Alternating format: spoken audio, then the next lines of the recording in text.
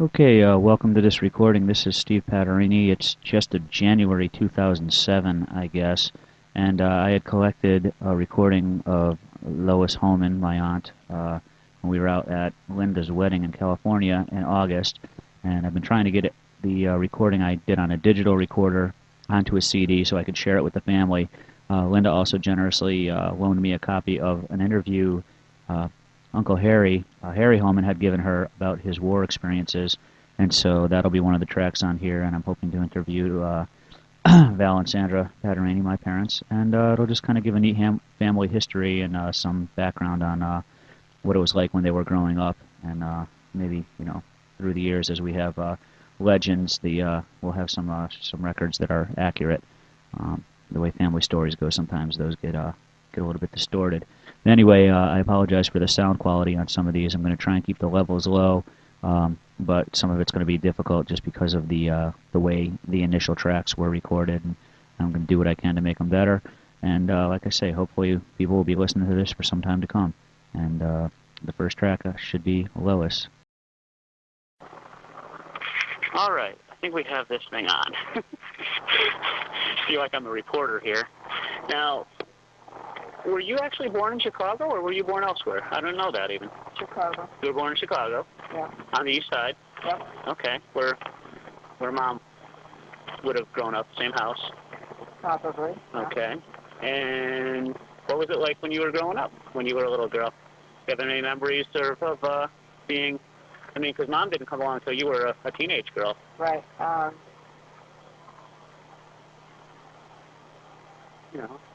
Well, way back then, we had streetcars. Okay.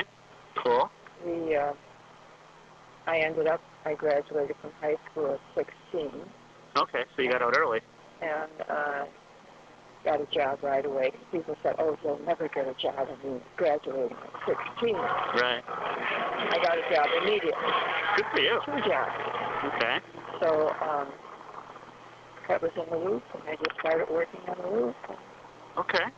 And by then, Mom had come along, so Papa and Grandma had another little one.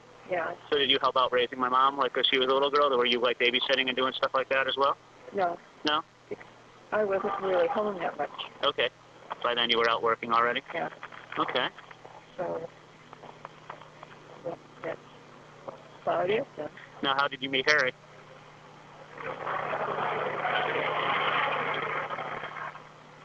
Did you meet in Chicago, or was it somewhere else? It had to be in Chicago. Okay.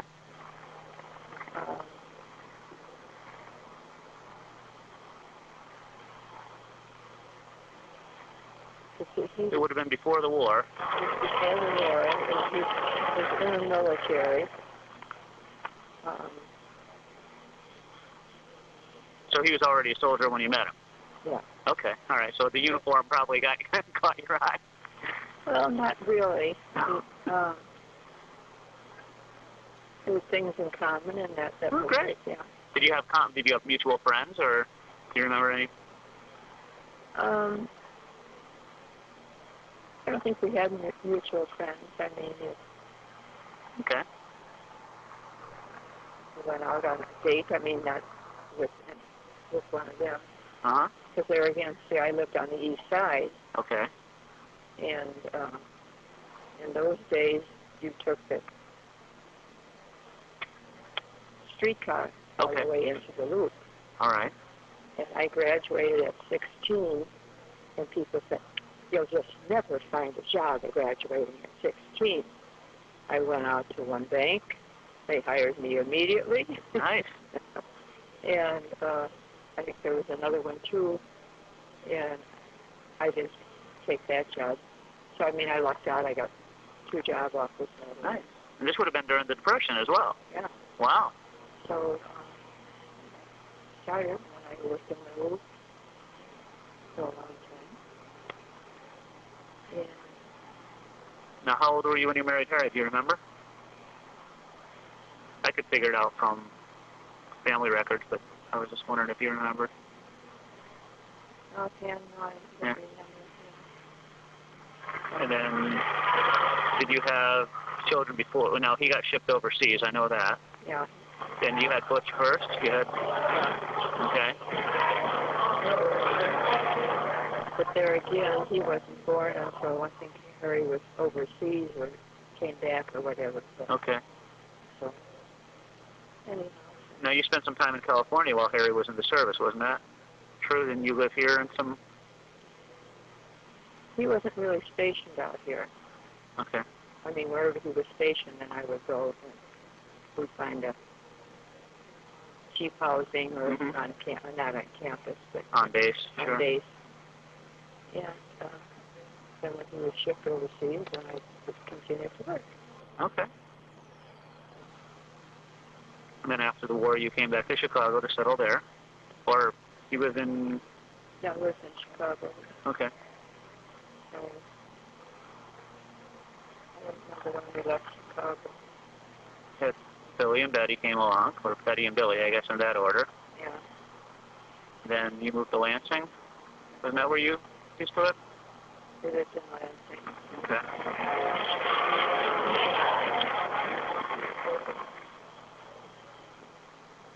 And I remember coming... There you are. Waiting for me?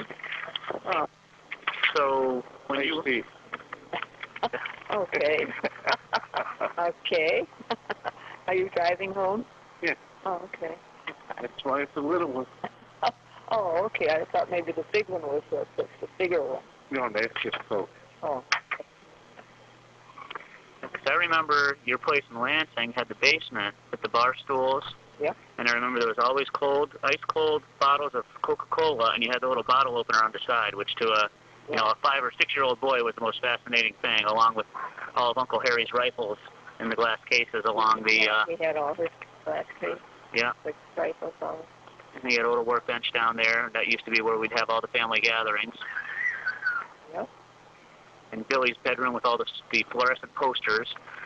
That's what I remember. He had the black light posters and stuff like that. By then, because, geez, you and Betty got married in what? 72.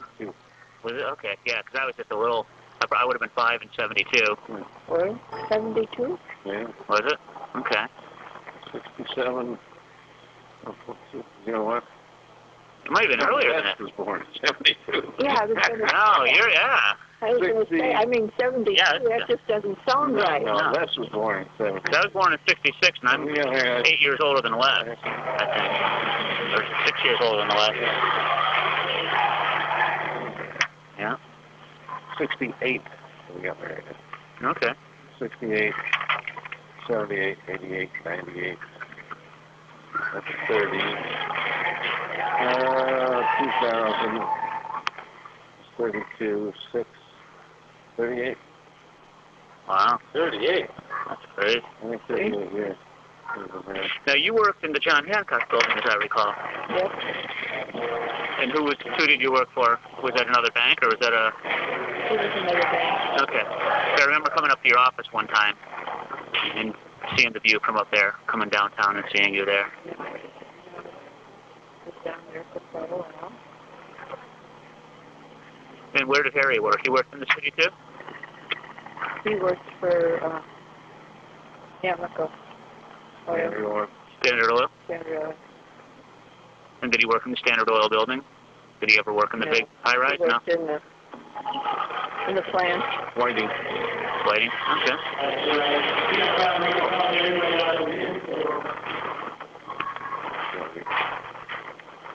Neat stuff.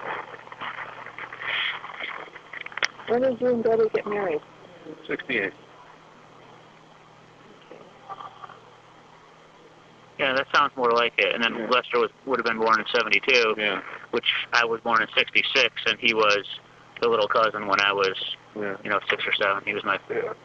There's a picture of me looking into the baby carriage with him in it, as in, like what John is now. Little peanut. So we're in 68.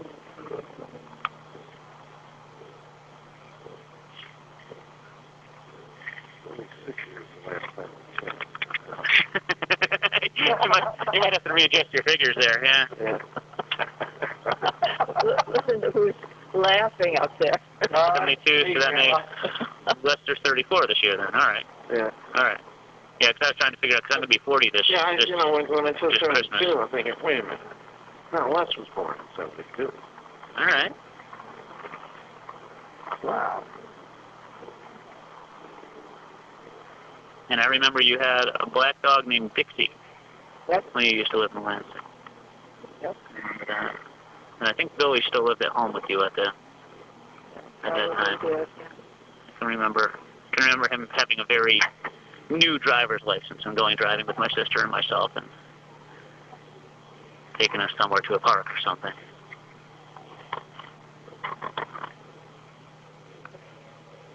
That was a long time ago. Yeah, it was. Well, I mean, you've been in California, what, 25 years? At You least, come out here in 80? probably. Around 1980, probably? Somewhere. So, Yeah, when I worked for Sports Electro, I had a chance to come out to California. And I said, no, I'm not going to leave my parents. Yeah. They stay there, then you guys decide to move to California. Right?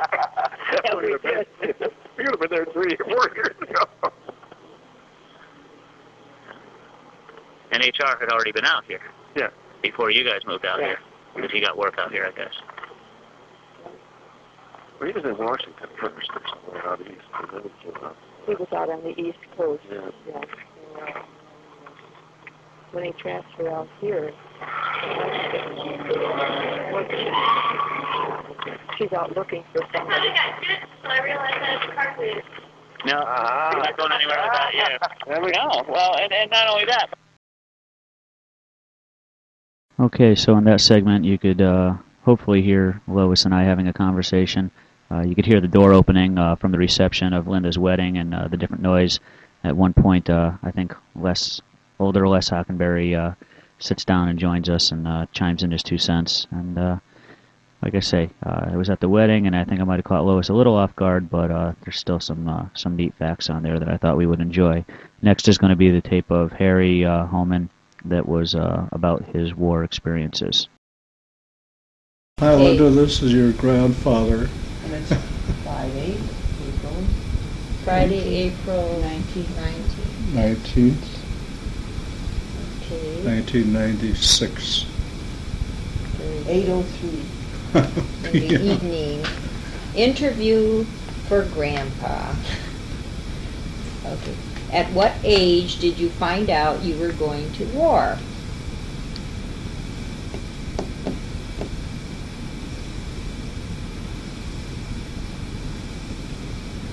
'21. I found out the country is at war. And, So that would be 41.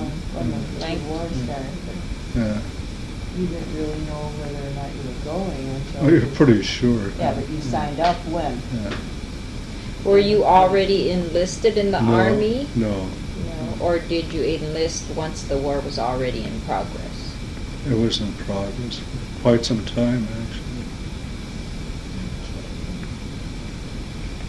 What were your feelings towards going to the war? I looked forward to it. I thought it was great. It was a change from an otherwise dull routine, and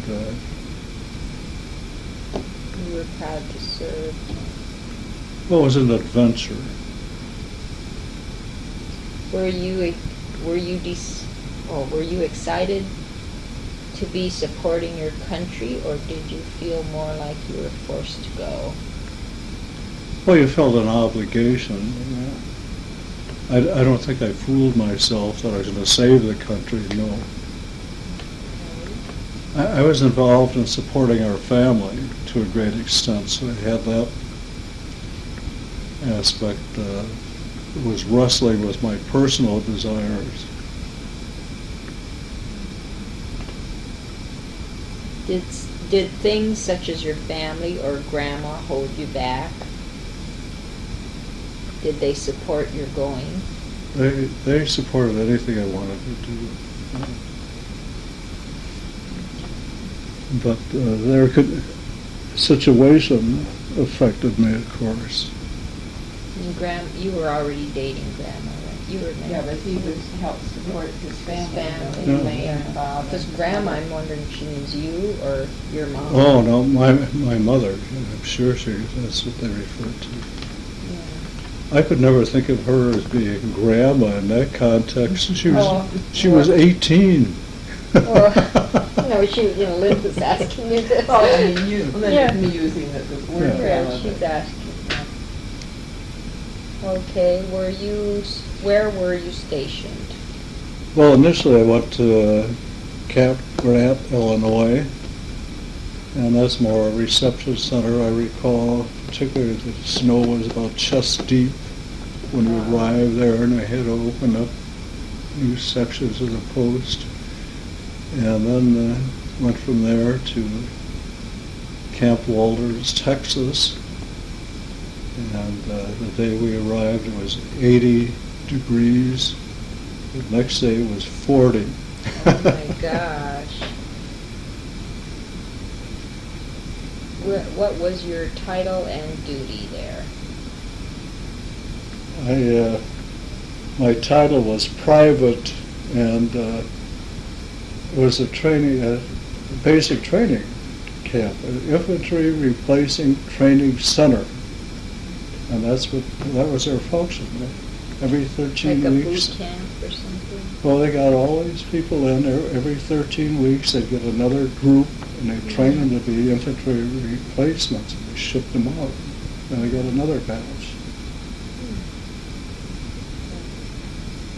What was a typical day like? Well, you start out with reveille, which stood out in the snow or the cold, what have you, at 6 a.m. So you were up and dressed before that time, and then that would be followed by breakfast, such as it was. And you went back and made your bunk, dressed things up. We had 40 men per floor, and they're open bay rooms. And each is responsible for the area around his bed.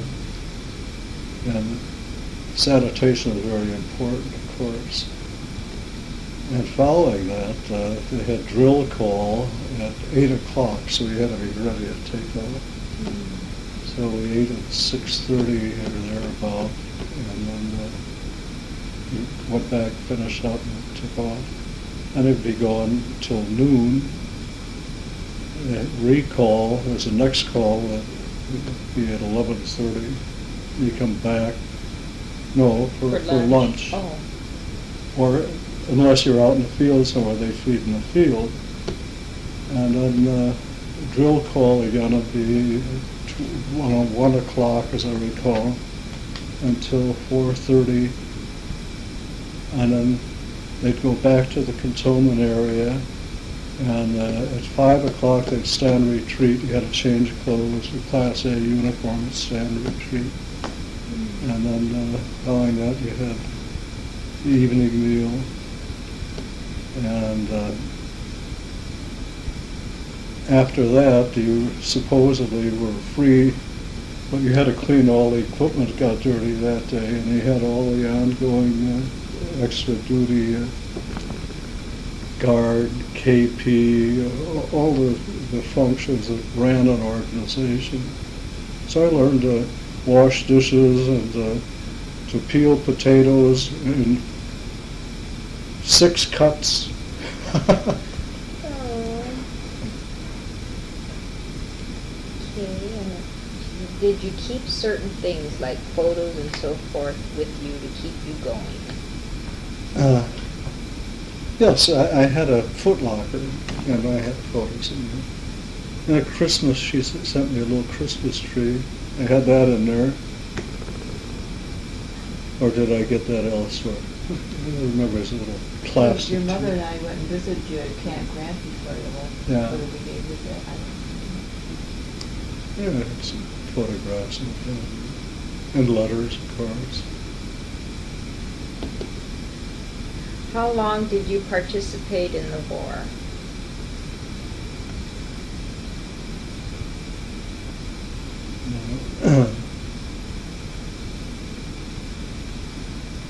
You went in December of 41. Returned in February of 46, wasn't it? So I think you got December, you were discharged in February of 46. Did you ever kill anyone? If so, how did this affect you as a person, and were you injured? I was a platoon leader at that time, and I had a heavy machine gun platoon consisting of 4 Browning machine guns with a cyclic rate of fire of 250 rounds a minute, and we laid down fire. I hoped to kill lots of them. Actually, I couldn't tell you whether I did or not. I can recall seeing Where remnants were you when this happened? What country were you in? in the Philippine Islands. And, Killing the Japanese? and I can remember firing in their positions, and of course other people were too, and a rifle company take me off to attack. And after laying down a heavy volume of fire, you see remnants of them get up and try to run away. And I don't know if we killed them or not. Everybody was shooting. Yeah. Bullets ricocheting all over. But it didn't affect me personally, no. I'd be It was part of elated the over war, that. huh? They were there. They weren't people. They weren't people at all. They were targets. Were you injured?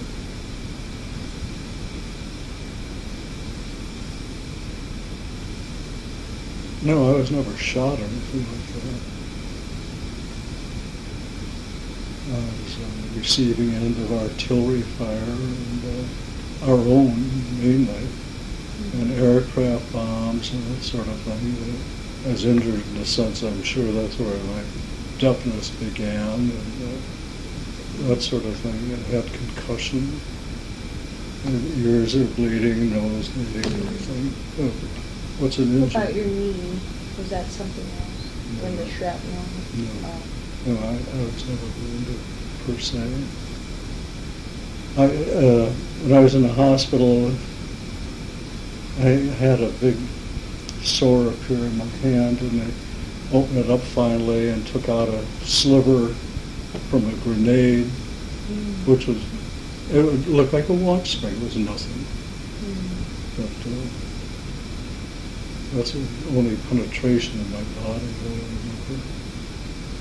But you're in the hospital for hepatitis. Yeah. You got the jungle type diseases.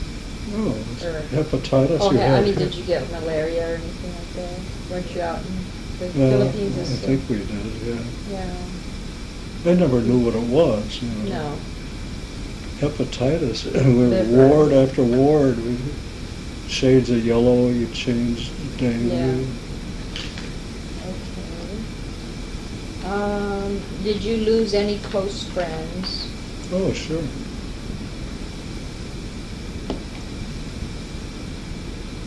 Did thoughts of you not returning to America cross your mind? Of thoughts of not returning, well, in the sense that I didn't expect to get back again, that crossed my mind. But in the sense that I saw a place I'd rather remain, no, that didn't cross my mind. I don't know how it would have been if I'd been in the... Yeah. I guess she means fearing that I you might think, die. that you Yeah. would die. and Because you not lost get some back. friends, and did you Yeah. fear for Well, yourself? I'll tell you, nobody was much afraid of being killed. And I was afraid of being mutilated.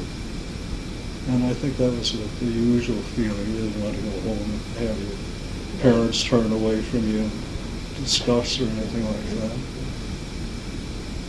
Or several of them lost limbs. And you felt that was a lifetime blow. With all the fighting and deaths, how did you and others keep a positive attitude towards fighting?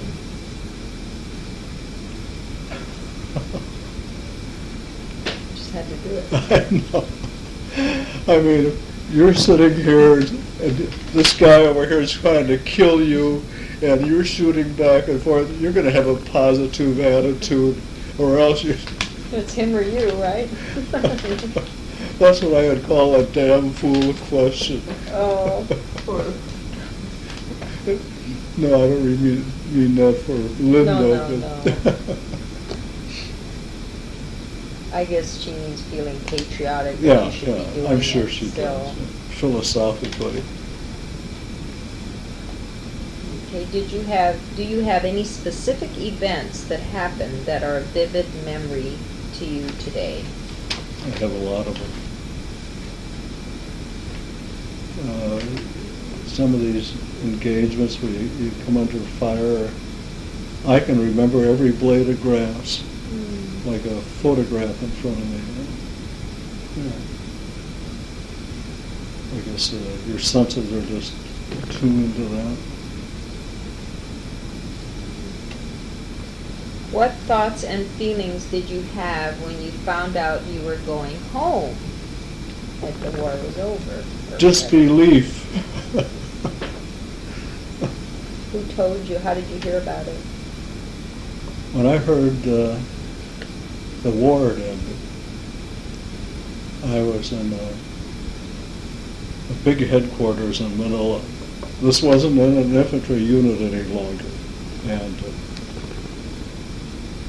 they had about 1,200 officers there, and a big supply depot and this sort of thing was going on. And they lived in tents we had wooden floors. And all of a sudden I heard a roar of all the noise when the word came through, and I wondered what was going on. Then all these jokers that never heard a shot fired in anger started firing their weapons, and I was afraid because they were shooting up everything. Oh. And I got off my bed and I lay down on the ground next to the tent because I thought, well, by that time you knew what it was, the war had ended. Yeah. So the next big thing is when do you get out of there? Right. And then they had a wretched point system. We had to get involved in that. Did you fear that things would no longer be the way they were back in America when you left?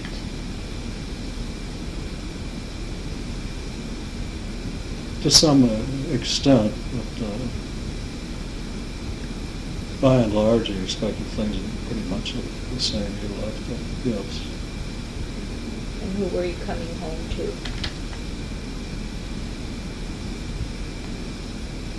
You had Well, by that time I had a wife that I hadn't had when I left.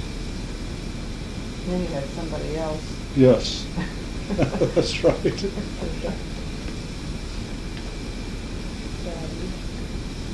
So in that respect, it was a great change.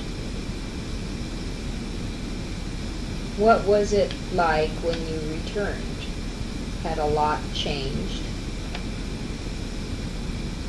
I mean, the mores of living.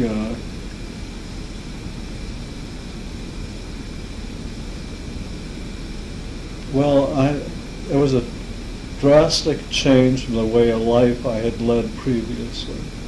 I imagine if you were released from prison after a length of time, you'd have the same type of feeling, that, Felt free, did yeah, you? not the regimentation you had. Did you feel that you as a person changed? If so, in what way? Physically, mentally, and emotionally? Yeah, I think I changed in all those respects. Emotionally,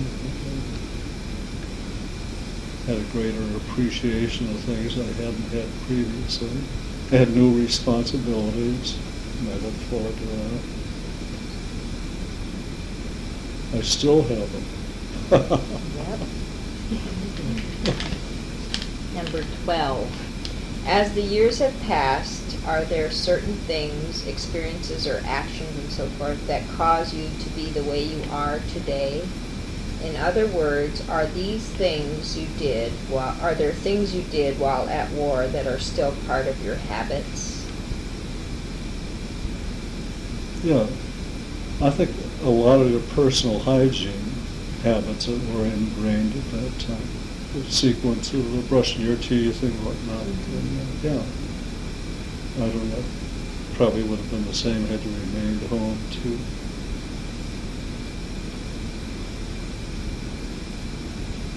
But my personal resolve is about the same. I no longer expect to set the world afire. Overall, what's your opinion on your overall experience?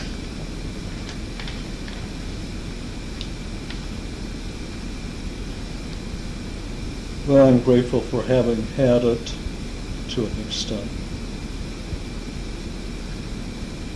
I feel personally probably would have been better off not to have had the experience. When I returned and looked around at some of the other people who hadn't gone, who worked themselves into positions, I'm speaking now like economics, job opportunities presented themselves that were never presented again. And when you came back and these people you had worked with, now you could work for, and I felt a vast injustice was done there. I don't know what you could do about it, but I mean, I do feel that. I think it's probably always been that way.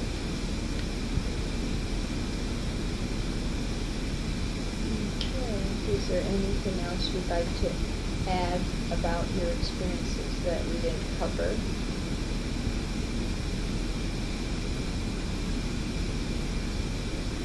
Would you have wanted your sons to be in the war or go to war and have the same experices, or are you happy? If I could guarantee their safety, I would like. Because I think it's a nice learning experience. It makes them really appreciate and know how to be responsible and stuff. Well, I think it was a great self-confidence builder.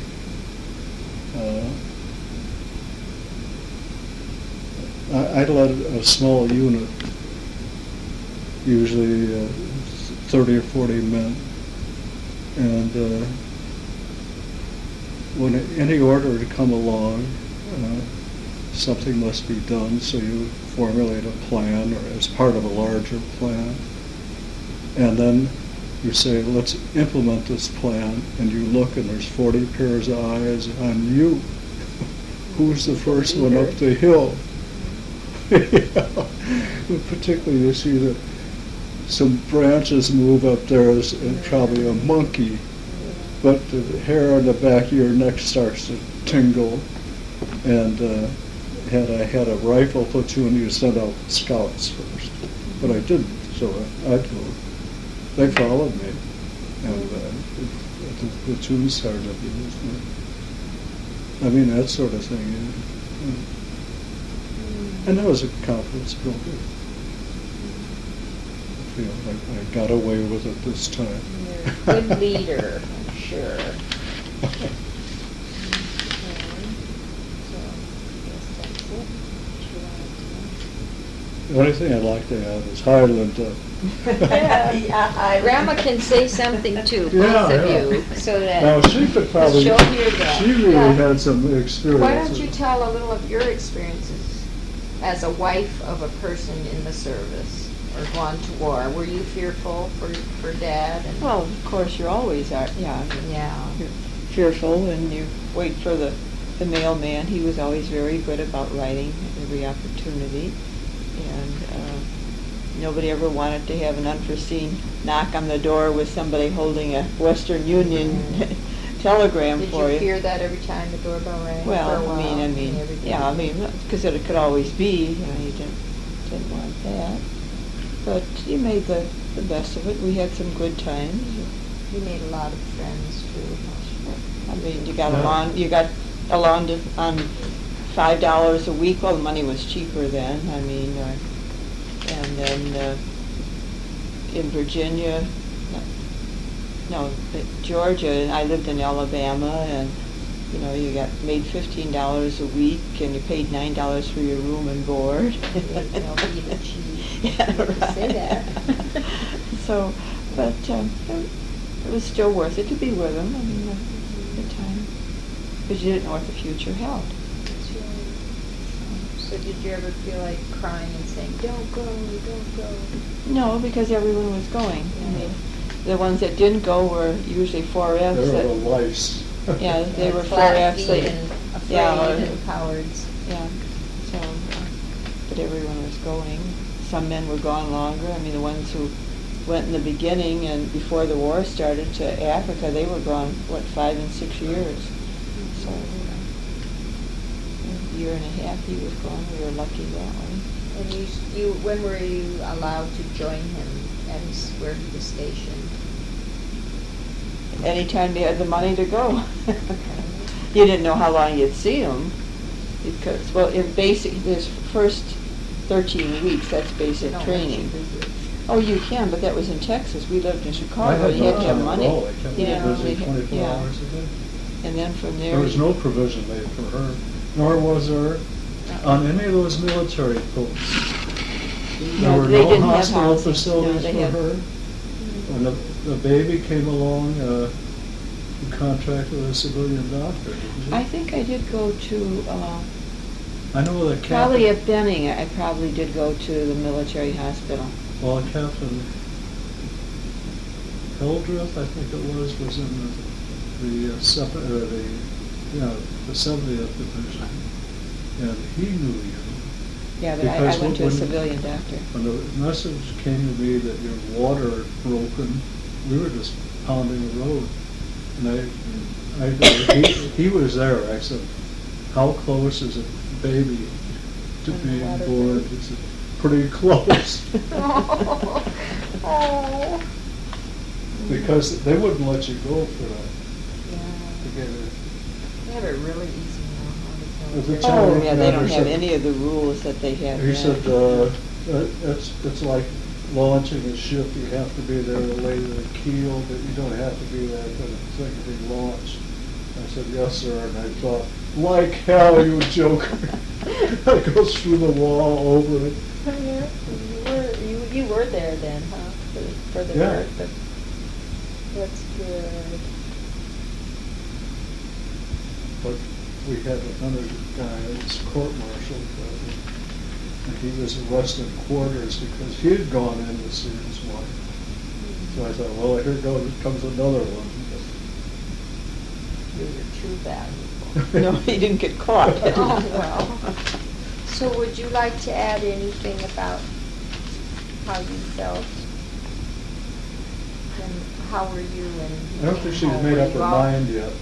Were you all excited, of course, when Oh, you came home oh, and it of was course, done? yes, we got, you I had just- an apartment and it furnished in In Chicago. you were back there by then. Oh, as soon as he went overseas, I lived with my mother, yeah. She worked the whole I worked the whole time, so the two grandmas babysat when the other time. And Sandra helped. She was in Well, some she of was the still a little pictures. girl, But she because see, when Harry Robert was born, she was only 6 years old.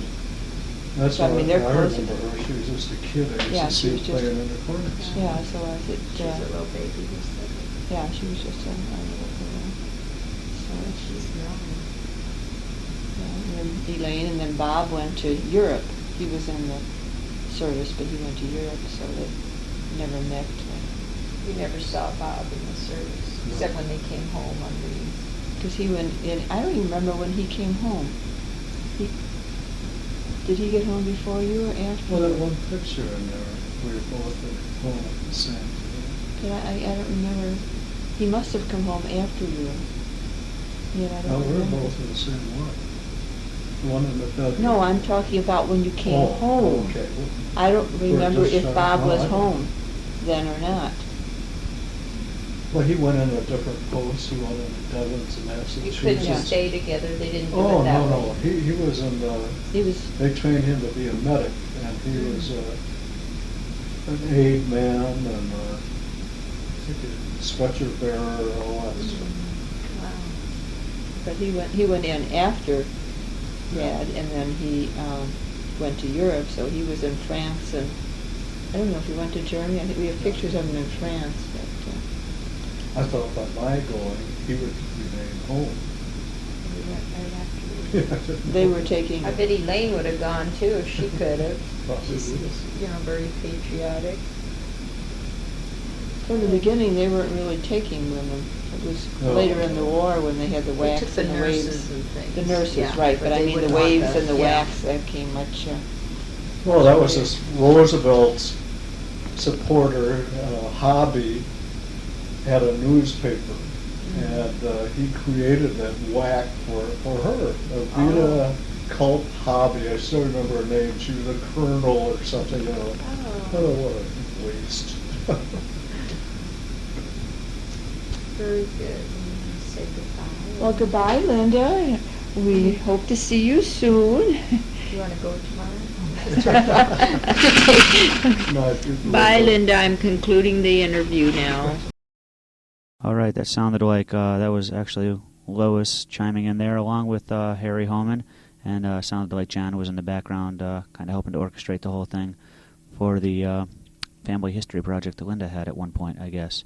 Next, I'm going to try to get a couple of recordings from my parents, Val and Sandra Patarini, and hopefully those will be the next few tracks you hear.